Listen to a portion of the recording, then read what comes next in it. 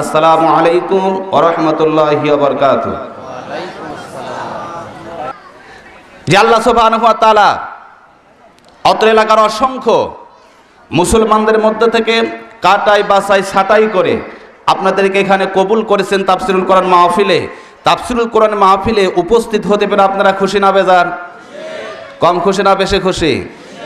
যদি হন বেশি খুশি, অন্তরের অন্তরস্থল থেকে মহব্বতের স্বরে সেই মহান মনিবের দরবারে সবাই এক বাক্যে শুকরিয়া আদায় করি, আলহামদুলিল্লাহ। দরুদ ও সালাম বর্ষিত হোক সর্বকালের সর্বযুগের সর্বশ্রেষ্ঠ মহামানব, বিশ্ব মানবতার মুক্তির একমাত্র দিশারি, বিশ্ব মানবতার একমাত্র শুধুমাত্র কেবলমাত্র যার আদর্শে আদর্শিত হতে পারলে ইহকালীন শান্তি পরকালীন মুক্তি সম্ভব, সেই মহানায়ক সাহেবে কাবা কাউসাইন বিশ্বনবী জনাব মুহাম্মদ রাসূলুল্লাহ। সম্মানিত উপস্থিতি, আমি আপনাদের সামনে ছোট্ট একটি সূরা তেলাওয়াত করেছি। এই সূরা মনে হয় অনেকেরই মুখস্থ। ছোট্ট ছোট্ট কোরআনুল কারিমে দুইটা সূরার মধ্যে এইটা একটা সূরা। আমরা অনেকে নামাজে পড়ি, অনেকের মুখস্থ। এই ছোট্ট সূরা দিয়েই আমি কয়েকটি কথা বলবো ইনশাআল্লাহ। বিভিন্ন জন বিভিন্ন জবাব দিবেন। আমি একটা বলি, হাদিসের কুদসির ভিতরে এসেছে কোরআনুল কারিমের পরেই হাদিসে নববীর উপরে হাদিসে কুদসির স্থান। এই কোরআনুল কারিমের ভাব ভাষা দুইটাই আল্লাহ সুবহানাহু ওয়া তাআলা, হাদিসে নববীর ভাব ভাষা দুইটাই বিশ্বনবী জনাব মুহাম্মদ রাসূলুল্লাহ সাল্লাল্লাহু আলাইহি সাল্লামের। আর হাদিসে কুদসির ভাব হচ্ছে আল্লাহ সুবহানাহু ওয়া তাআলার ভাষা বিশ্বনবী জনাব মুহাম্মদ রাসূলুল্লাহ সাল্লাল্লাহু আলাইহি সাল্লামের। সেই হাদিসে কুদসির ভিতরে এসেছে অনেক বড় হাদিস, সংক্ষেপে বলতেছি। সম্মানিত উপস্থিতি, আল্লাহ সুবহানাহু ওয়া তাআলার ৭০,০০০ রহমতের ফেরেশতা আছে। একটু জোরে বলেন, কত হাজার?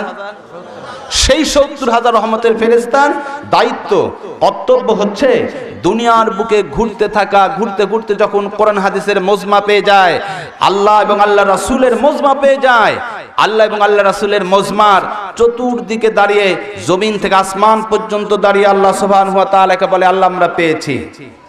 আনন্দের সাথে আল্লাহ সুবহানাহু ওয়া তাআলা তো আলিমুল গায়ব, অন্তরের অন্তরস্থলের খবরও আমার আল্লাহর কাছে, তারপরেও ফেরেশতার কাছে থেকে শুনতে চান।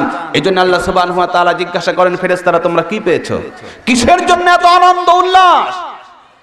ফেরেশতারা বলে, আল্লাহ তোমার পাগল পারা কত বান্দা, তোমার বান্দি দুনিয়ার মোহ, দুনিয়ার কাজকর্ম, দুনিয়ার লালসা, দুনিয়ার সব কিছু ছেড়ে দিয়ে কোরআন হাদিসের মজমায় কোরআন হাদিসের আলোচনা শোনার জন্য একত্রিত হয়েছে।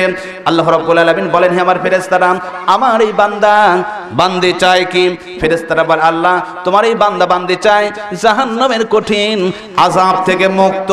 আল্লাহ সুবহানাহু ওয়া তাআলা বলেন, হে আমার ফেরেশতারা, আমার এই বান্দা বান্দি কি জাহান্নাম দেখেছে? বলে, না না, জাহান্নাম দেখে নাই। আল্লাহ সুবহানাহু ওয়া তাআলা বলেন, হে আমার ফেরেশতারা, আমার বান্দা বান্দি জাহান্নাম দেখে নাই, তবে কিসের জন্য জাহান্নামের ভয়ে কান্নাকাটি করে? আমার ভাইরা ফেরেশতারা বলে, আল্লাহ তোমার এই বান্দা বান্দি কোরআন পড়েছে, আলেম ওলামার মুখে থেকে শুনেছে জাহান্নাম আছে, জাহান্নামে শাস্তি আছে, জাহান্নামে তুমি মানুষকে কষ্টে রাখবে। ওরা বিশ্বাস করেছে, ঈমান এনে জাহান্নামের ভয় একত্রিত হয়েছে। আল্লাহ সুবহানাহু ওয়া তাআলা বলেন, হে আমার ফেরেশতারা, তারপরে কি চায়? আমার ভাইরা, আল্লাহ সুবহানাহু ওয়া তাআলার জবাবে ফেরেশতারা বলেন, হে আমার ফেরেশতারা, তারপরে কি চায়? ফেরেশতারা বলে, আল্লাহ জান্নাতের আশায়। আল্লাহ সুবহানাহু ওয়া তাআলা বলেন, হে আমার ফেরেশতারা, আমার এই বান্দারা জান্নাত দেখেছে? বলে, না, জান্নাত দেখে নাই। একই কায়দায় কোরআন পড়ে হাদিস পড়ে আলেম ওলামার মুখে থেকে শুনে জান্নাতের নাজ নিয়ামতের প্রতি ঈমান এনে জান্নাতের জন্য একত্রিত হয়েছে। আল্লাহ রাব্বুল আলামিন বলেন, হে আমার ফেরেশতারা, তারপরে কি চাই? ফেরেশতারা বলে, আল্লাহ তোমাকে আর তোমার হাবিবকে রাজি এবং খুশি করতে চায়। আমার ভাইরা, আল্লাহ সুবহানাহু ওয়া তাআলা বলেন, হে আমার ফেরেশতারা, আমার এই বান্দা বান্দি আমাকে দেখেছে, আমার হাবিবকে দেখেছেন। আমার ভাইরা ফেরেশতারা বলে, আল্লাহ তোমাকে দেখার তো কোনো প্রশ্নই ওঠে না, তোমার হাবিবের অনেক পরে, হাজার হাজার বছর পরে এসেছে, তোমার হাবিবকেও তো দেখার কোনো প্রশ্নই ওঠে না। একই কায়দায় কোরআন পড়ে হাদিস পড়ে আলেম ওলামার মুখে থেকে শুনে বিশ্বাস এসেছে, সেই বিশ্বাসে একত্রিত হয়ে হয়ে তোমাকে এবং তোমার হাবিবকে রাজি খুশি করতে চাই। আল্লাহ সুবহানাহু ওয়া তাআলা বলেন, হে আমার ফেরেশতারা, তোমাদেরকে সাক্ষী রেখে আমি আল্লাহ সুবহানাহু ওয়া তাআলা কথা দিলাম, কোরআন হাদিসের মজমায় যারা উপস্থিত আছে তাদের জীবনের গুনাহ মাফ করে দিয়ে তাদের জন্য জাহান্নাম হারাম করে দিয়ে জান্নাত খানা ওয়াজিব করে দিলাম। আমি আমার রাসূল তাদের এবং রাজি এবং খুশি হয়েছে। বলেন সুবহানাল্লাহ। এই কানে কানে বলে গোল, এইভাবে বলে। আপনারা যে এইভাবে সুবহানাল্লাহ বললেন, এইভাবে কি বলে? তাহলে বলেন, গোল যত জোরে বলেন, গলা দিয়ে যদি রক্ত বাহির হয়ে যায় কোনো সওয়াব হবে? কথা বলেন, সওয়াব হবে? সওয়াব হবে না। কিন্তু আল্লাহ সুবহানাহু ওয়া তাআলা গুনাহ মাফ করে দিয়েছেন, জান্নাত ওয়াজিব করে দিয়েছেন, জাহান্নাম হারাম করে দিয়েছেন, তারপরেও গলা দিয়ে কণ্ঠ বাড়াচ্ছে না। এই কণ্ঠ, গলা দিয়ে কণ্ঠ আপনার কথা বাহির করার মালিক কে? আরো জোরে কে? আমার আপনার সৃষ্টিকর্তাকে। ওই আল্লাহ সুবহানাহু ওয়া তাআলা যদি গলার কণ্ঠ কেড়ে নেয়, কিছু করার আছে? করার আছে। তাহলে শুকরিয়া আদায় করতে হবে কার? আরো জোরে বলেন কার? একটু জোরে সুবহানাল্লাহ বলা যাবে না? এই কয়েকজন আপনারা কি সবাই বলেন সুবহানাল্লাহ? ফেরেশতারা এবারে বলে, আল্লাহ কেউ এসেছে, দাদার বাড়ির কাছে মাহফিল, নানার বাড়ির কাছে মাহফিল, বন্ধুর বাড়ির কাছে মাহফিল, বান্ধবীর বাড়ির কাছে মাহফিল, চাচার বাড়ির কাছে মাহফিল, যাই বাদাম খাওয়া হবে, গল্প গুজব হবে, আনন্দ ফুর্তিও হবে, এরকম নিয়তে এসে শেষ অবস্থায় তারাও বসেছে। আল্লাহ সুবহানাহু ওয়া তাআলা বলে, এই রহমানিয়া সামিয়ানার নিচে যারাই বসবে সবার জীবনের গুনাহ মাফ করে দেওয়া হবে। শুধু তাই নয়, প্রত্যেকটা শ্বাস প্রশ্বাসে 10টা করে সওয়াব লেখা হয়। আর একটু ধরে বলেন সুবহানাল্লাহ। পূর্ব জিগাবাড়ি সরকারি প্রাথমিক বিদ্যালয় মাঠ আজকের জন্য প্রাথমিক বিদ্যালয় মাঠ না, জান্নাতের বাগান। আর একটু ধরে বলেন না সুবহানাল্লাহ। শ্বাস প্রশ্বাসে 10টা করে সওয়াব লেখা হবে, আমলনামায় থেকে 10টা করে গুনাহ মুছে দেওয়া হবে। আর একটু জোরে বলেন না সুবহানাল্লাহ। এই জান্নাতের বাগান কতক্ষণ হবে? আখেরি মোনাজাত পর্যন্ত। কোরআনুল কারিমের যোগ্যতা, কোরআনুল কারিমের আলোচনা শোনার আগে ন্যূনতম একটা বৈশিষ্ট্য অর্জন করতে হবে। একটু জোরে বলেন কয়টা? আর একটু জোরে। একটা। সেই একটা বৈশিষ্ট্য কি? কোরআনুল কারিমের বক্তব্য কারো ব্যক্তিগত আচার আচরণের বিরুদ্ধে যাবে। কোরআনুল কারিমের বক্তব্য কারো নেতার বিরুদ্ধে যাবে। কোরআনুল কারিমের বক্তব্য কারো দলের বিরুদ্ধে যাবে।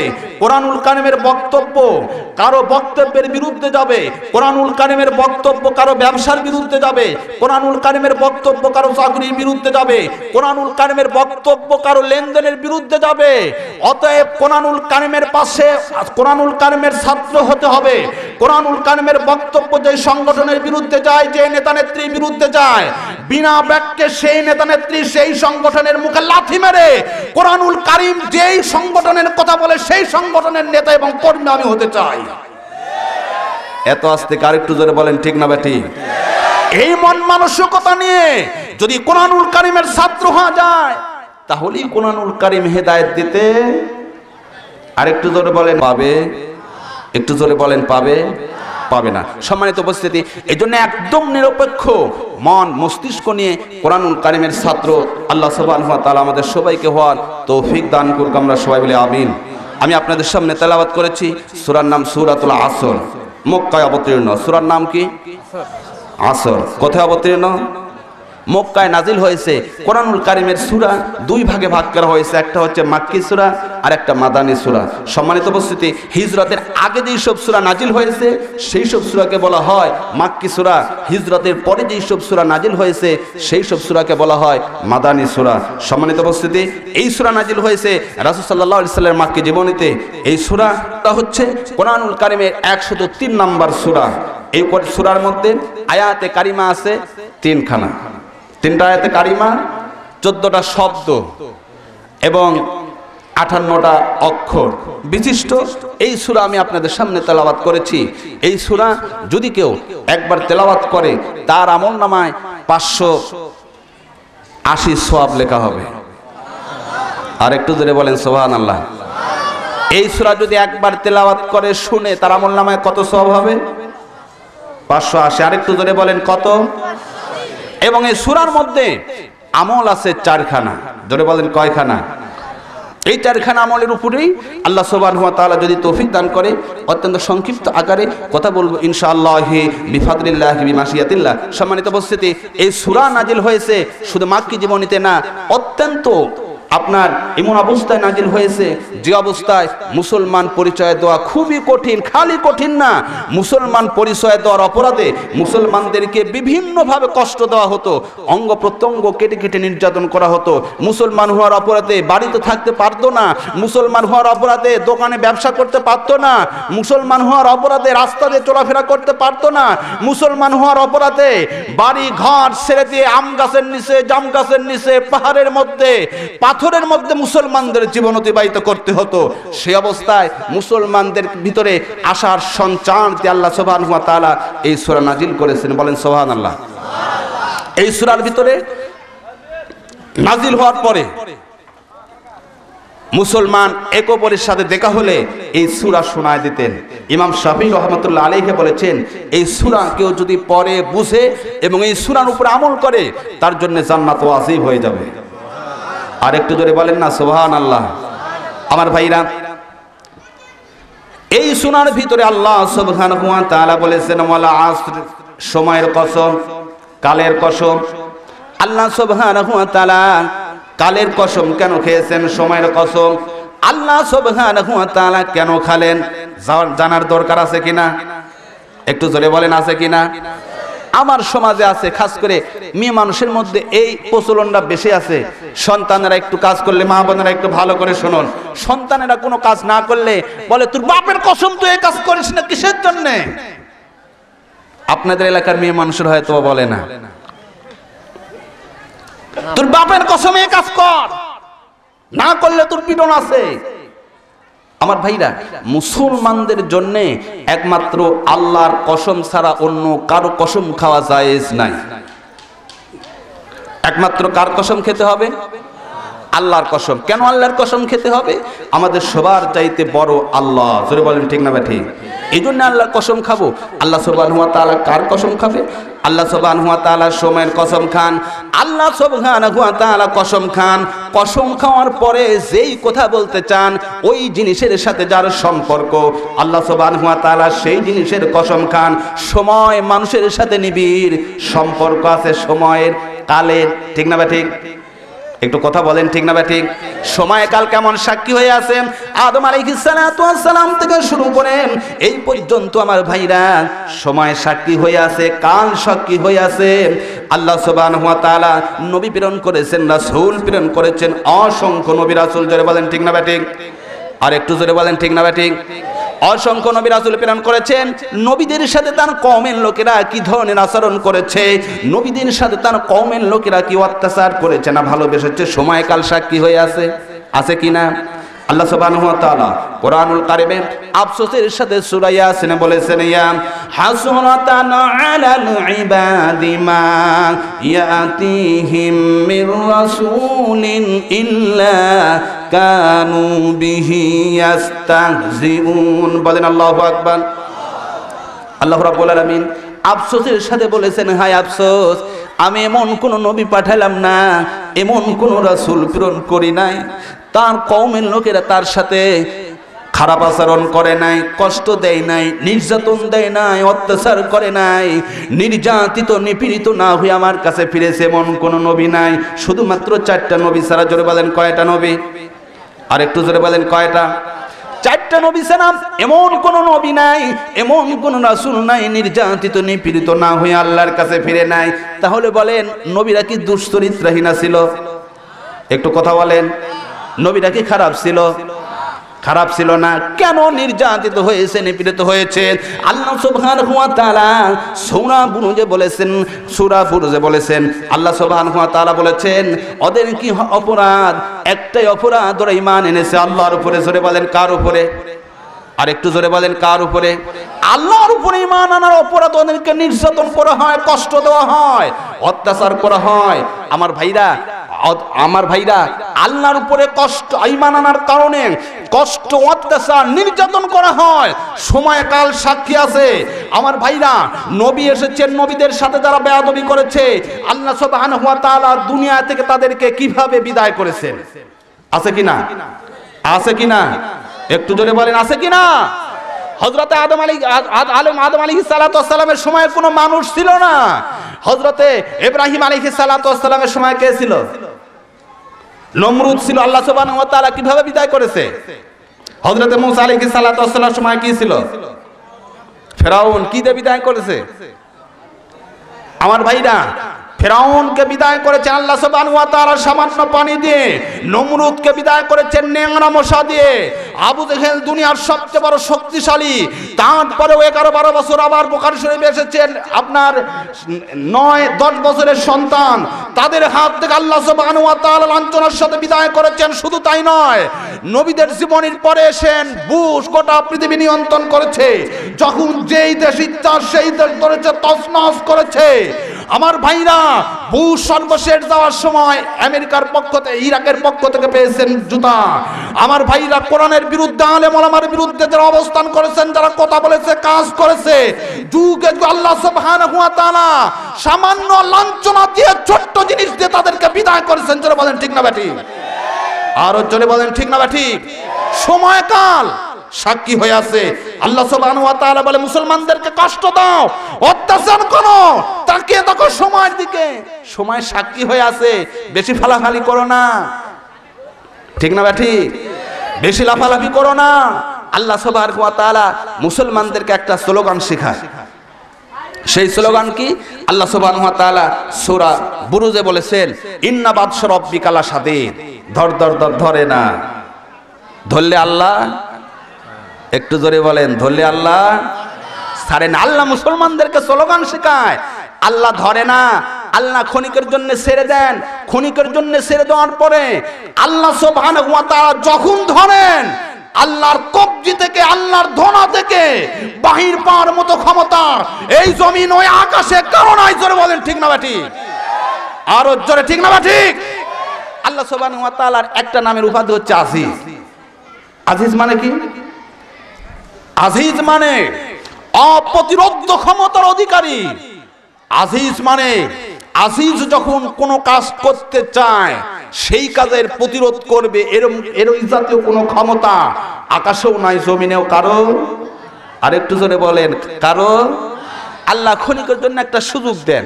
যেমনটি করে দেখেন, আপনার এলাকায় ছেলে পেলে ঘুড়ি উড়ায় না? উড়ায়, ঘুড়ি উড়ায়। আপনার ঘুড়ি উড়ানোর পরে আকাশে যখন ঘুড়ি ছেড়ে দেয়, ঘুড়ি দিক বিদিক ছুড়াছুড়ি করে। কিন্তু নিচে যে ছেলে আছে, ওই ছেলে বলে, তুই যেই দিকে যা, সুতা আছে আমার কাছে, আসতেই হবে ঠিক আমার কাছে। ঠিক না ঠিক? আর জোরে বলেন ঠিক না ঠিক? যেই দিকে যাস, ঘুরিস, আমার কাছে আসতেই হবে, সুতা আছে আমার কাছে। আল্লাহ সুবহানাহু ওয়া তাআলা ঠিক আমার ভাইরা দুনিয়া ছেড়ে দিয়েছেন, হায়াত দিয়েছেন, 3.5 হাত বডি দিয়েছেন। এই 3.5 হাত বডি হায়াত দুনিয়ায় নাজ নিয়ামত দিয়ে আল্লাহ সুবহানাহু ওয়া তাআলা একবারে ছেড়ে দেন নাই। লাটায় ধরে আছে সুতার, আল্লাহ সুবহানাহু ওয়া তাআলা ধরে আছেন। আজরাইলকে যখন ডাক দিবে ঠিক সেই মুহূর্তে, 1 সেকেন্ড আগেও না পরেও না, ওই অবস্থা আল্লাহ সুবহানাহু ওয়া তাআলা জান কবজ করে নেবে। ঠিক না ঠিক? সৌদি আরবে একটা মূর্তি আছে আমার ভাইরা, অনেক হাজী সাহেবেরা সেটা দেখেন, আবার কেউ উপলব্ধি করেন, কেউ করেন না। রাসূল সাল্লাল্লাহু আলাইহি সাল্লাম মক্কা থেকে মদিনায় যখন হিজরত করবে, বিশ্বনবীর ঘর ঘেরাও করেছেন কাফেরেরা। বিশ্বনবী আলীকে ডাকলেন, আলী আমি তো হিজরত করব, চতুর্দিকে কাফের, তুমি আমার ঘরে শুয়ে থাকো, আমার বিছানায় শুয়ে থাকো, আমার চাদর গায়ে দিয়ে, তোমার অসুবিধা আছে? আলী বলছে, ইয়া রাসূলুল্লাহ, আমার জানের বিনিময়ে বিশ্বনবী জীবিত থাকবে, এর চাইতে বড় সওয়াব কি হতে পারে হুজুর? আপনি কোনো চিন্তা করবেন না। আল্লাহর নবী হাতে বালু নিয়ে রওনা হলেন। ইজ রমাইতা ওয়া মা রমাইতা ওয়ালাকিন্নাল্লাহ রমা, পরে বালু নিক্ষেপ করে দিলেন। বালু সমস্ত কাফেরদের ঘরে। যাই হোক, ঘটনা অনেক বড় আমার ভাইরা। এই থেকে বিশ্বনবীকে সকালবেলা না পেয়ে 100টা সাদা উটের ঘোষণা করা হয়েছে। সাদা উট মুহাম্মদকে জীবিত অথবা মৃত যে ব্যক্তি ধরে দিতে পারবে, মুহাম্মদের বিরুদ্ধে যে কথা বলতে পারবে, তাকে 100টা সাদা উট দেওয়া হবে। আমার ভাইরা, আজকে আলেম ওলামার বিরুদ্ধে, মুসলমানদের বিরুদ্ধে বাড়ি গাড়ি টাকা পয়সা ঘোষণা নতুন কিছু না। ঠিক না বা ঠিক? আরো জোরে বলেন ঠিক না বা ঠিক? নতুন কিছু না আমার ভাইরা। এক বৃদ্ধা মেয়ে মানুষ মেষ চড়াচ্ছে, আপনার ওই অবস্থায় মানুষ গিয়ে বলেছে, বুড়িমা আব্দুল্লাহর তিন পুত্র মোহাম্মদ কোথায় গেছে, কোন দিকে গেছে, তুমি যদি বলতে পারো তাহলে তোমাকে 20টা সাদা উট দেওয়া হবে। বুড়ি মেয়ে মানুষ যারা বৃদ্ধ হয়েছে তারাই বুঝতে পারবে বসে আছে, বসে থাকা থেকে উঠতে কি কষ্ট হয়। ঠিক না বা ঠিক? বসে আছে অনেক কষ্ট করে, এক হাত মাথায় আরেক হাত দিয়ে এইভাবে দেখায় দিচ্ছে। আল্লাহ সুবহানাহু ওয়া তাআলা সাথে সাথে মুখের জবান বন্ধ করে দিয়েছেন। আজরাইলকে পাঠিয়েছে, যাও জান কবজ করো, আর থাকতে হবে না। মূর্তি হয়ে গেছে। সৌদি আরবের বাদশা বর্তমানে সেই মূর্তিকে রং করে রেখে দিয়েছে। কিয়ামত পর্যন্ত যারা নবীর দুশমন আসবে, আলেম ওলামার দুশমন আসবে, কোরআন হাদিসের দুশমন আসবে, তোমরা শিক্ষা নাও। যদি যে অবস্থায় কোরআনের বিরুদ্ধে করো, আলেম ওলামার বিরোধিতা করো, অন্যায়ভাবে নিরীহ মানুষকে গ্রেফতার করে দিনের পরে দিন রিমান্ডে নিয়ে পঙ্গুত্ব বরণ করো, ওই অবস্থায় আল্লাহ সুবহানাহু ওয়া তাআলা গ্রেফতার করতে পারে কিনা? আরো জোরে বলেন পারে কিনা? রেখে দিয়েছেন। আমার ভাইরা, যাই হোক, সময়কাল সাক্ষী হয়ে আছে। আল্লাহ সুবহানাহু ওয়া তাআলা বলছেন, সময়কালের সাক্ষী কে বলছেন? ইন্নাল ইনসানা লাফি খুসরি, সমস্ত মানুষ ক্ষতিগ্রস্তের মধ্যে। মুসলমান হলেই পর মুসলমান ক্ষতিগ্রস্তের মধ্যে, মুসলমান ধ্বংসের মধ্যে। না না, এই কথা কখনো ঠিক না। সমস্ত মানুষ ক্ষতিগ্রস্তের মধ্যে, সমস্ত মানুষ বিফলে। আল্লাহ সুবহানাহু ওয়া তাআলা যদি বলেন মানুষ বিফলে, মানুষ বাঁচার কোনো পথ পাবে? জোরে বলেন পাবে? সামান্য একজন এমপি যদি বলে, ওই কি হলো, ওই জিগাবাড়ি, পূর্ব জিগাবাড়ির এই সন্তান, একটা নাম ধরে যদি বলে ওকে জীবিত অথবা মৃত যেখানে পাও ধরে নিয়ে আসো, ওর কি ঘুম থাকবে ভাই? কথা বলেন থাকবে? খানা থাকবে? সামান্য একজন সাদামাতা এমপি মন্ত্রী আজকে আছে কালকে নাই, সে যদি বলে ওকে ধরে নিয়ে আসো, আর যেমনটি করে আপনার ঘুম থাকবে না। তামাম পৃথিবীর স্রষ্টা আল্লাহ সুবহানাহু ওয়া তাআলা যদি বলে সব মানুষ ক্ষতিগ্রস্তের মধ্যে, মানুষ বাঁচার কোনো পথ পাবে? আল্লাহ সুবহানাহু ওয়া তাআলা যদি বলেন মানুষ ক্ষতিগ্রস্তের মধ্যে, মানুষের বাঁচার কি কোনো পথ আছে?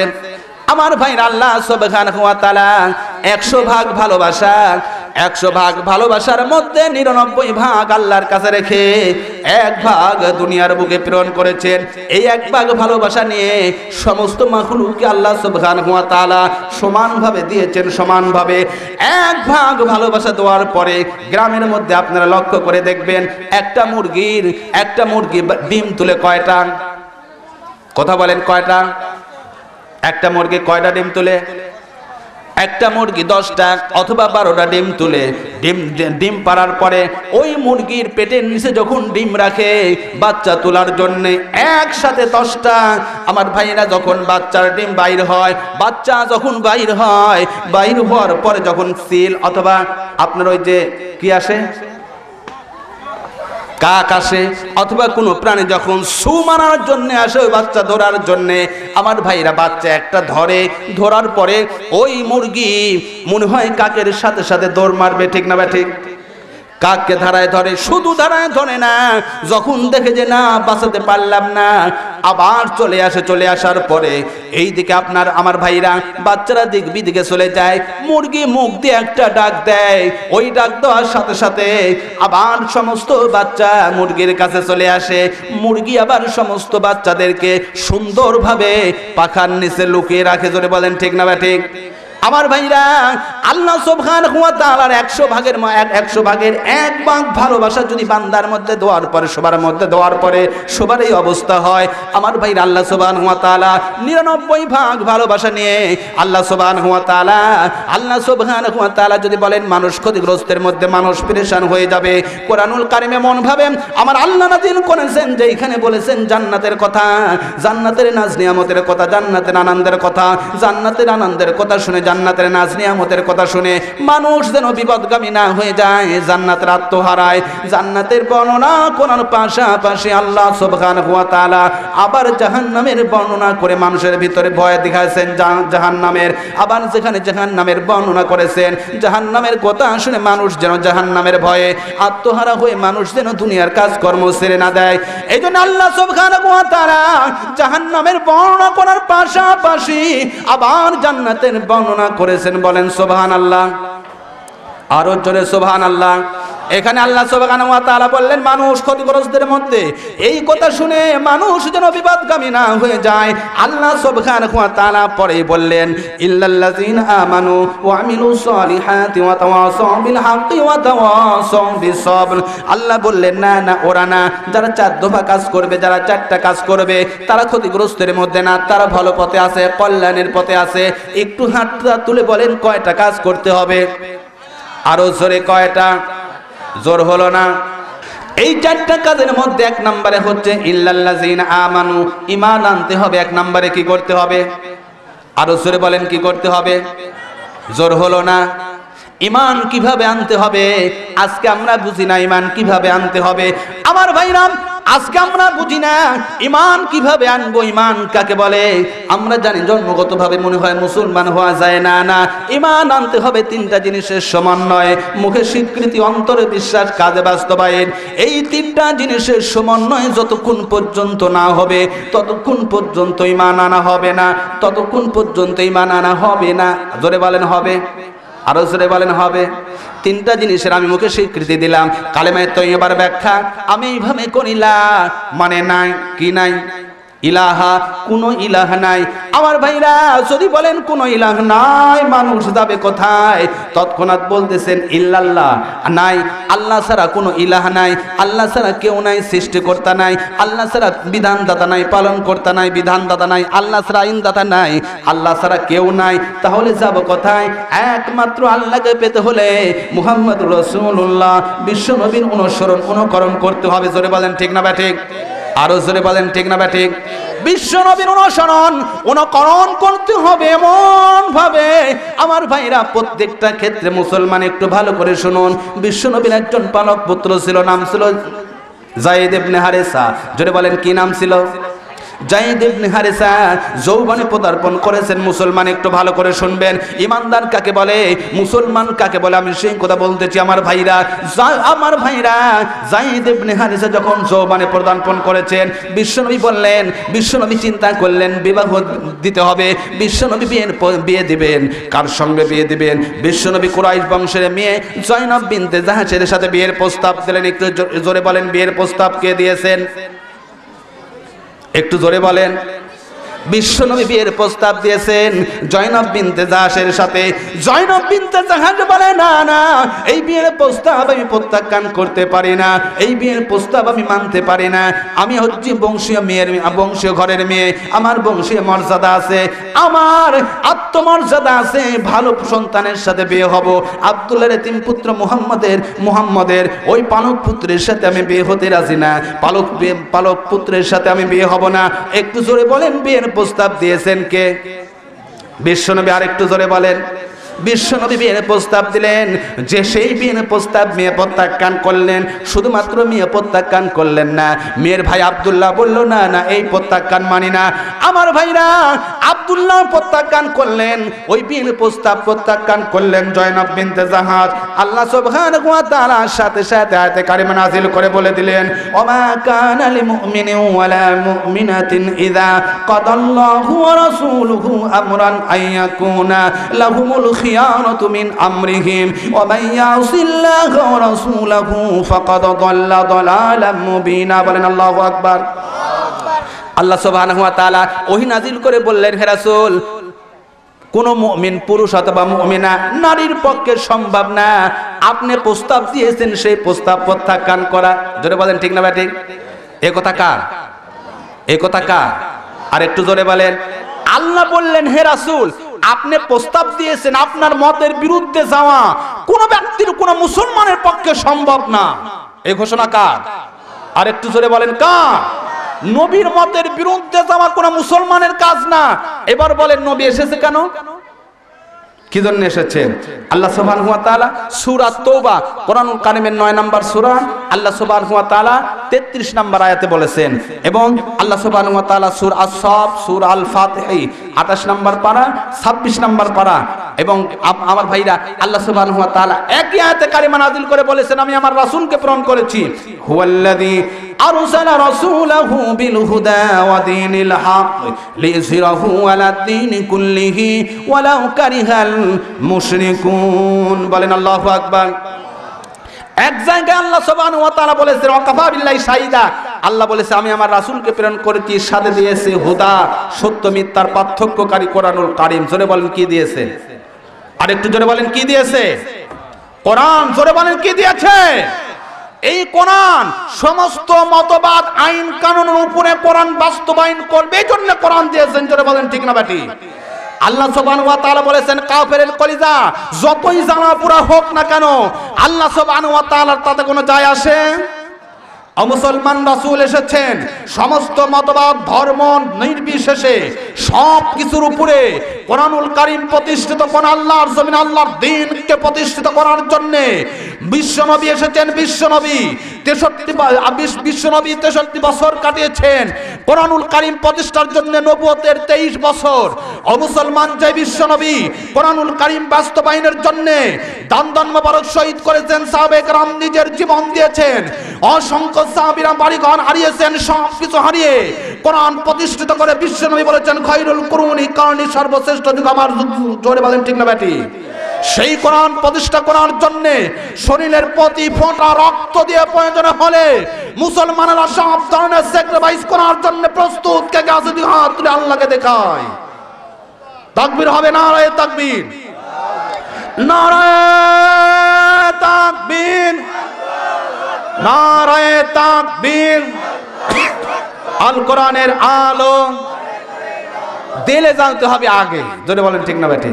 যে ব্যক্তি কোরআনুল কারীম প্রতিষ্ঠার আন্দোলন করবে না, কোরআনুল কারীম ব্যক্তিগত জীবন, সামাজিক জীবন, রাষ্ট্রীয় জীবনে কোরআনুল কারীম প্রতিষ্ঠার জন্য চেষ্টা করবে না, সংগ্রাম করবে না, ও মুসলমান তার জানাজার নামাজ পড়া জায়েজ নাই। ঠিক না বেটি? আর একটু জোরে বলেন ঠিক না বেটি? এই কথা আমার না, কোরআনুল কারীমের কথা। যে ব্যক্তি কোরআনুল কারীম দিয়ে ব্যক্তিগত জীবন, পারিবারিক জীবন, সামাজিক জীবন, রাষ্ট্রীয় জীবন প্রতিষ্ঠা করবে না, কোরআনুল কারীম দিয়ে তার জীবন রাঙ্গাবে না, ওই জাতীয় ব্যক্তি যদি মৃত্যুবরণ করে তার জানাজার নামাজ পড়া জায়েজ নাই। ঠিক না বেটি?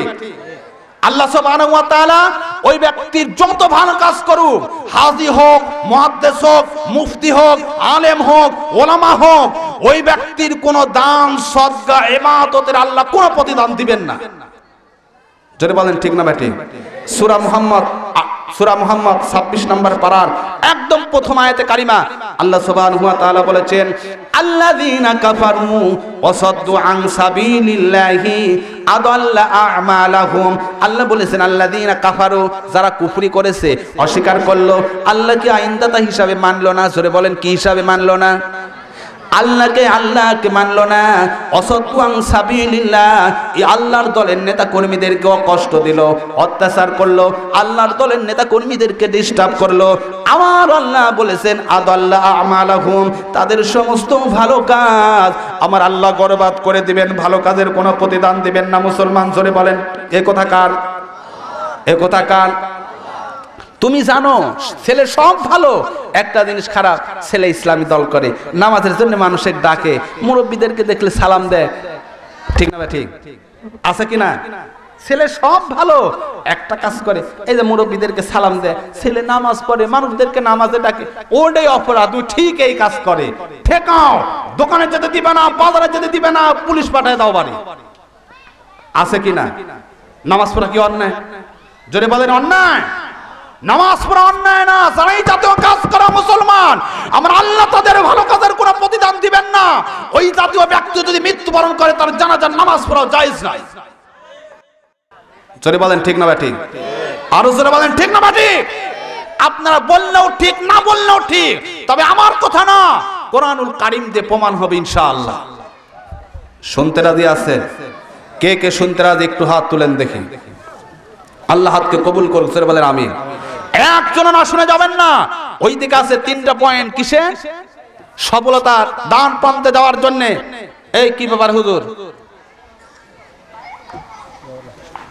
সফলতার দান প্রান্তে যাওয়ার জন্য 3টা জিনিস দরকার, 4টা বৈশিষ্ট্য অর্জন করা দরকার। তার মধ্যে একটার কথা বলেছি, জোরে বলেন কয়টার কথা? আর আছে কয়টা? আর আছে তিনটা, সেই তিনটা বলবো। তার পাশাপাশি এইখানে আছে একটা, সেই একটা হচ্ছে আমার ভাইরা যারা ইসলামী আন্দোলনে বাধা দেয়, ইসলামী আন্দোলনের নেতাকর্মীদের অন্যায়ভাবে কষ্ট দেয়, তাদের জানাজার নামাজ পড়া জায়েজ নাই। যারা কোরআনুল কারীমকে আল্লাহর জমিন আল্লাহ দ্বীন কায়েমের পক্ষে থাকে না, টাকা পয়সা দেয় না, সময় দেয় না, শ্রম দেয় না, ওদের জানাজার নামাজ পড়া জায়েজ? একটু জোরে বলেন জায়েজ। আর একটু জোরে বলেন জায়েজ নাই। এই কথাও বলবো আমার ভাইরা, তার আগে একজন উঠবেন না। মুসলমান ভাইরা, আমার ভাইরা, ঈমান আনতে হবে। ঈমান যদি পরিপূর্ণভাবে আনি, পরিপূর্ণভাবে ঈমান আনা হলে আমার ভাইরা মুসলমান, সেই মুসলমানকে অন্য কেউ পরোয়া করবে না, ভয় করবে না। আমার ভাইরা ওই মুসলমান হবে বীর সৈনিক মুসলমান, মুসলমান হবে মুসলমানের মতো। আমার ভাইরা কাফেরের কাছে, ইসলাম বিদ্বেষী শক্তির কাছে মুসলমানেরা মাথা নত করবেন। আমার ভাইরা আমিরুল মুমিনিন খলিফাতুল মুসলিমিন ওমর রাদিয়াল্লাহু তাআলা আনহু, ওমর রাদিয়াল্লাহু তাআলা আনহু আমিরুল মুমিনিন নির্বাচিত হয়েছেন। আমিরুল মুমিনিন খলিফাতুল মুসলিমিন নির্বাচন আমার ভাইরা আমিরুল মুমিনিন হওয়ার পরে আমার ভাইরা অর্ধেকটা জাহানের খলিফা হযরত ওমর ফারুক রাদিয়াল্লাহু তাআলা আনহু অর্ধেকটা জাহানের যখন খলিফা হয়েছেন, মুসলমান দিক বিদিক মুসলমানদের নিয়ন্ত্রণে আমিরুল মুমিনিন খলিফাতুল মুসলিমিন ওমর রাদিয়াল্লাহু তাআলা আনহুর কাছে এক ইহুদি এসে বলে, হে আমিরুল মুমিনিন, মুসলমানদের আমির, আপনার কাছে আমরা এসেছি, আপনার কাছে এসেছি। আমার প্রশ্ন আছে চারখানা, এই চারটা প্রশ্নের জবাব আপনি যদি কোরআনুল কারীম দিয়ে দেন, আমিরুল মুমিনিন, আমি কথা দিলাম আমার দলবল নিয়ে আপনার কাছে মুসলমান হয়ে যাব, ইসলাম পড়ো, ইসলামে কালিমা পড়ে মুসলমান হয়ে যাব। আমিরুল মুমিনিন খলিফাতুল মুসলিমিন ওমর রাদিয়াল্লাহু তাআলা আনহু বললেন, চারটা প্রশ্ন কে কে বলো। আমার ভাইরা ইহুদি বলল, এক নম্বরের প্রশ্ন হচ্ছে আমিন, আপনার কাছে এক নম্বরের প্রশ্ন, এমন একটা জগতের কথা বলতে হবে যেই জগতে মানুষ জীবিত থাকে কিন্তু নিঃশ্বাস নিতে পারে না, আর ওই অবস্থায় মানুষ নিঃশ্বাস নিতে পারে না কিন্তু জীবিত থাকে। জীবিত না থাকলে মানুষ ওই জগতে থাকতে পারে না, সেই জগতের নাম কি? ওমর ফারুক রাদিয়াল্লাহু তাআলা আনহু বললেন, তুমি একে একে প্রশ্ন করো, আমি সব প্রশ্নের জবাব দিব ইনশাআল্লাহ। আমার ভাইরা দ্বিতীয় প্রশ্ন হচ্ছে, ওমর তোমার কাছে দ্বিতীয় প্রশ্ন, ওমর এমন একটা কবরের কথা বলবে যেই কবরের বাসিন্দাও ছিল জীবিত, ওই কবর ছিল জীবিত, কবরের মধ্যে থেকে কবরের বাসিন্দা দুনিয়ায় এসে স্বাভাবিক জীবনযাত্রা পরিচালনা করেছে, সেই কবর কি? আর কবরের বাসিন্দাকে। তিন নম্বরের প্রশ্ন, পৃথিবীর কোথায় সূর্যের আলো একবার পড়েছে কিয়ামতের আগে আর সূর্যের আলো পড়বে না? আমার ভাইরা চার নম্বরের প্রশ্ন, ওমর একই মায়ের পেটে একই সাথে জন্মগ্রহণ করেছেন যমজ দুই ভাই, একই সাথে মৃত্যুবরণ করেছে, অথচ একজন আরেকজন আর চাইতে 100 বছরের ছোট আর বড়। জোরে বলেন কত বছরের ছোট আর বড়? একটু জোরে বলেন কত বছরের ছোট আর বড়? 100 বছরের ছোট আর বড়। আমার ভাইরা 100 বছরের ছোট আর বড় কিভাবে সম্ভব? আমার ভাইরা কিভাবে সম্ভব জানা দরকার আছে কিনা? জানতে চান? আমার ভাইরা প্রশ্ন কি কি? এক নম্বরের প্রশ্ন, আমার ভাইরা এমন এক জগৎ যেই জগতে মানুষ জীবিত থাকে কিন্তু নিঃশ্বাস নিতে পারে না, ঠিক না ঠিক? সেই জগৎ কি? আমার ভাইরা সেই জগৎ হচ্ছে মায়ের গর্ভের জগৎ, ঠিক না ঠিক? মায়ের গর্ভের ভিতরে মানুষ জীবিত থাকে কিন্তু নিঃশ্বাস নিতে পারে না। জোরে বলেন ঠিক না ঠিক? নিঃশ্বাস নিতে পারে না, মায়ের গর্ভের ভিতরে মানুষ জীবিত থাকে। এজন্য আল্লাহ সুবহানাহু ওয়া তাআলা মায়ের গর্ভের ব্যাপারে মায়ের ব্যাপারে বলেছেন, মায়ের গর্ভের ভিতরে মানুষ জীবিত থাকে কিন্তু নিঃশ্বাস নিতে কখনো পারে না। আমার ভাইরা মায়ের পেটে 10 মাস একটা সন্তান অবস্থান করে, মাকে কত কষ্ট দেয় একমাত্র মা ছাড়া কেউ অনুভব করতে পারবে না। আমার মায়ের জাত ভালো করে শুনুন আমার ভাইরা, ওই মাকে কত কষ্ট দেয়, মা ছাড়া কেউ অনুভব করতে পারে না। আমার ভাইরা মা যখন সন্তান প্রসবের সময় আসে, ওই অবস্থায় সবার কাছে থেকে বিদায় নিয়ে জনম দুঃখিনী মা ডেলিভারির ঘরে যায় অথবা সিজারের ঘরে যায়। আমার ভাইরা সবার কাছে থেকে বিদায় নিয়ে জনম দুঃখিনী মা সন্তান প্রসবের জন্য চলে যায়, ওই অবস্থায় যখন সন্তান ভূমিষ্ঠিত হয়, কিতাবের ভিতরে এসেছে সন্তান যখন ভূমিষ্ঠিত হয় মায়ের শরীরে থেকে আমার ভাইরা 72 কেজির মতো রক্ত বাইর হয়, আমার ভাইরা 2-3 বালতি রক্ত বাইর হয়ে যায়। আমার ভাইরা এত কষ্ট, পেট ধরার কষ্ট, ডেলিভারির কষ্ট, ওই অবস্থায় জনম দুঃখিনী মা শুধুমাত্র বলে কি হয়েছে, ওই সন্তানের চেহারার দিকে তাকাইয়া সাথে সাথে সব ব্যথা বেদনা জনম দুঃখিনী মা অন্তর থেকে আল্লাহ মুছে দেন। জোরে বলেন সুবহানাল্লাহ। আমার ভাইরা, এই জন্য আল্লাহ সুবহানাহু ওয়া তাআলা পিতা মাতার ব্যাপারে হক দিয়েছেন 5টা। জোরে বলেন কয়টা? আরো জোরে বলেন কয়টা? এই তুমি উঠছ কি জন্য? কি পিতা মাতাকে দেখতে পারো না? যেসব হালকা বয়সের উঠবে মনে করবেন আর বাপ মায়ের সাথে খারাপ সম্পর্ক, এজন্য উঠিচ্ছে। আল্লাহ সুবহানাহু ওয়া তাআলা বলেছেন ওই পিতামাতা সন্তানের পিতামাতার উপরে হক আছে 5টা হক আদায় করতে হবে। 5টা হক আদায় করা ফরজ। জোরে বলেন কি? আর একটু জোরে বলেন কি? কয়টা? আর একটু জোরে বলেন, জোর হলো না। 5টা।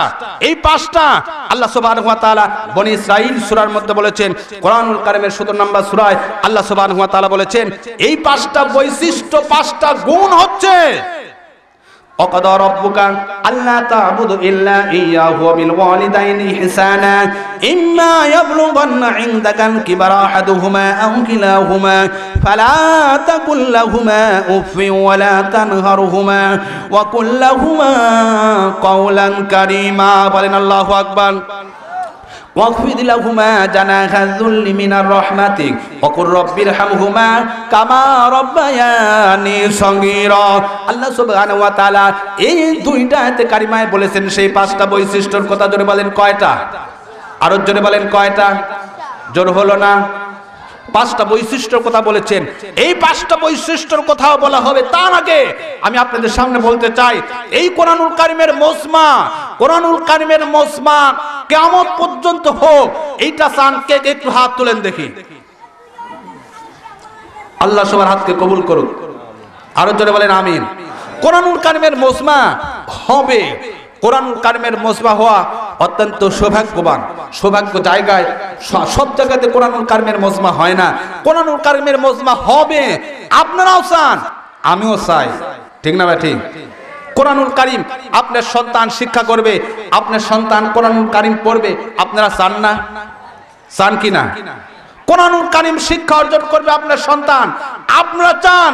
আল্লাহ রাসূল বলেছেন মান ক্বারাআল কুরআনা ফাস্তাযহারাহু ফাহাল্লা হালালাহু ওয়া হাররামা হারামাহু আদখালাহুল্লাহুল জান্নাহ ওয়া শাফাহু ফি বাইতিহি কুল্লুহুম ক্বাদ ওয়াজাবাত লাহুন নার। আল্লাহ সুবহানাহু ওয়া তাআলার হাবিব বলেছেন যে ব্যক্তি কোরআন পড়বে, কোরআন বুঝবে, কোরআনের হালাল হারাম বুঝে আমল করবে, ওই ব্যক্তির ব্যাপারে আল্লাহ সুবহানাহু ওয়া তাআলা সিদ্ধান্ত নেবেন, তাকে জান্নাত দান করবেন। একটু জোরে বলেন সুবহানাল্লাহ। আরো জোরে সুবহানাল্লাহ। আর একটু জোরে সুবহানাল্লাহ। শুধুমাত্র তার ব্যাপারে জান্নাতের সিদ্ধান্ত আল্লাহ সুবহানাহু ওয়া তাআলা নেবেন না, তাকে বলবে যাও জান্নাতে। তার বংশ থেকে রক্ত সম্পর্কিত যারা ওই জাতীয় কাজে জড়িত থাকবে, তাকে কোরআন শিক্ষা দেওয়ার কাজে ওই জাতীয় 10 জনার সুপারিশ করতে পারবেন। জোরে বলেন কয় জনার? আরো জোরে বলেন কয় জনার? আরো জোরে কয় জনার? 10 জনার সুপারিশ করতে পারবেন। আমরা নামাজ পড়ি, রোজা রাখি, এই আমল আল্লাহর দরবারে কবুল হতে পারে, নাও পারে, ঠিক না ঠিক? কিন্তু একটা সন্তানকে যদি কোরআন পড়ার জন্য সহযোগিতা করি, সময় দিয়ে, শ্রম দিয়ে, অর্থ দিয়ে, হতে পারে আপনার সময়, আপনার শ্রম, আপনার টাকা পয়সা, আপনার জায়গা জমি দানের কারণে একটা সন্তান যদি হাফেজে কোরআন হয়, একটা সন্তান যদি কোরআন শিখে, কোরআনের উপরে আমল করে, নামাজে পড়বে, তাও সওয়াব পাবে। মানুষ মৃত্যুবরণ করার পরে কয়টা আমল, আপনার কয়টা সওয়াব পায়? কি কি সওয়াব পায়? একটা সাদকা জারিয়া, আরেকটা নেক সন্তান, আরেকটা কি?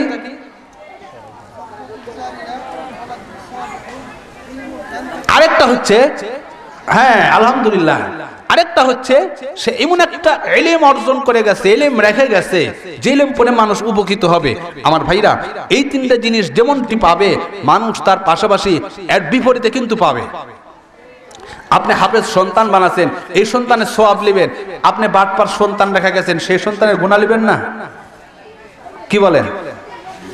গুনাহ কি আল্লাহ দিবে না? গুনাহ ফেলাক্সি দিয়ে দিবে এমনি। কিয়ামত আমলনামায় পেয়ে বলবে আল্লাহ এসব গুনাহ করি না, আল্লাহ বলেছে এইভাবে করেছো। তুমি দল গঠন করে আসছো, তোমার দলের নেতা কর্মীরা অন্যায়ভাবে মানুষের গ্রেফতার করেছে, মানুষের পিঠ আছে, গাছের সাথে টাং আছে, ওইসব নিবে না। ঠিক না ঠিক? আমার ভাইরা এই জন্যে ওইটাও পাবে। তাহলে আমার ভাইরা, একটা মানুষ যদি দ্বীনি সদকা হিসাবে দ্বীনি ইলমের ব্যবস্থা করে যায়, ওই দ্বীনি ব্যবস্থার কিয়ামত পর্যন্ত পাবে। আপনাদের আমার ভাইরা, অতএব আপনাদের এখানে আছে দ্বীনি প্রতিষ্ঠান, ছেলে পেলে মসজিদের মধ্যে কোরআন পড়ে, ঠিক না ঠিক? মসজিদের মধ্যে কোরআন পড়ে, হাদিস পড়ে আপনাদের সন্তান। আপনার এখানে 60-70 জন সন্তান হয়, জোরে বলেন ঠিক না ঠিক? এই সন্তান মসজিদ বাদ দিয়ে তার মাদ্রাসায় নিজস্ব জায়গায় হোক, চান কিনা? কে কে চান একটু হাত তুলেন দেখি।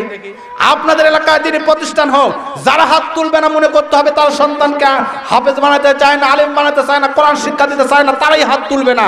যারা চান সবাই হাত তুলেন দেখি। আল্লাহ সবার হাতকে কবুল করুন, জোরে বলেন আমিন। আরো জোরে আমিন। হাত নামান। আপনারাই চান বিধায় একটা মানুষও থাকবেন না সময়। আমার ভাইরা, পিতামাতার ওই 5টা বৈশিষ্ট্যের কথা বলবো। উদাহরণের আলোকে কোরআনুল কারিমের 26টা আয়াতে কারিমা নাজিল হয়েছে। তার মধ্যে এই একটা, বিশ্বনবী জানাজার নামাজ পড়তে দাঁড়াবেন, ওই অবস্থায় আল্লাহ সুবহানাহু ওয়া তাআলা সূরা আত-তাওবা কোরআনুল কারিমের 9 নম্বর সূরার 84 নম্বর আয়াতে কারিমা নাজিল করে বলে দিয়ে বলেছেন, হে রাসূল, ওয়ালা তুসাল্লি আলা আহাদিম মিনহুম মাত আবাদা ওয়ালা তাকুম আলা কবরি। আপনার পিছে নামাজ পড়েছে, তাহাজ্জুদ গুজারি ছিল এই ব্যক্তি।